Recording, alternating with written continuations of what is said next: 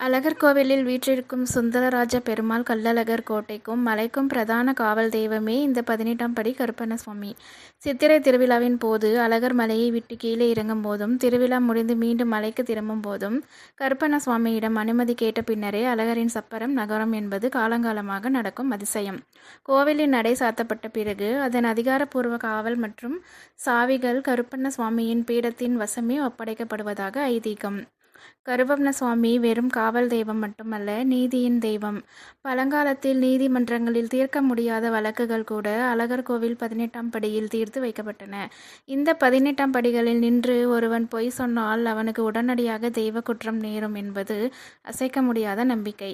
இன்றளவும் மக்கள் தங்கள் சொத்து தகராறு, ஏமாற்றம் அல்லது அநீதிக்கு நீதி கேட்டு கருப்பண்ணசுவாமிக்கு சீட்டு எழுதி போடுவதையும் பூட்டு போடுவதையும் வழக்கமாக கொண்டுள்ளனர்.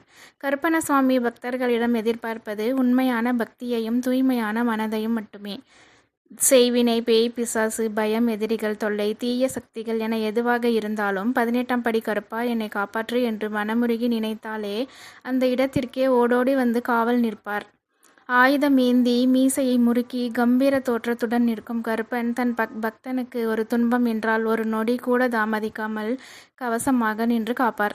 சுவாமி வீற்றிருக்கும் அந்த 18 படிகளும் சாதாரணமானவை அல்ல. மனிதனின் 18 வகையான குணங்களையும் கோபம், குரோதம், மோகம், லோபம், மதம், ஆச்சரியம் போன்றவைகளை கடந்து தன்னலமற்ற பக்தியோடு இறைவனை அடைய வேண்டும் என்பதை உணர்த்தும் தத்துவமே அந்த 18 படிகள்.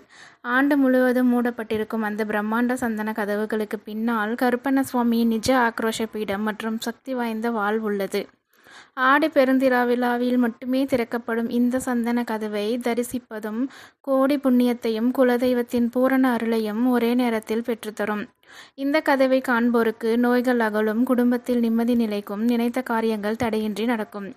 சத்தியம் காக்கும் சாமி அழகரின் காவல் சாமி 18ஆம் படி கருப்பண்ணசுவாமியின் தாள் பணிவோம், நன்மைகள் பல பெறுவோம். ஓம் ஸ்ரீ 18ஆம் படி கருப்பண்ணசுவாமியே போற்றி.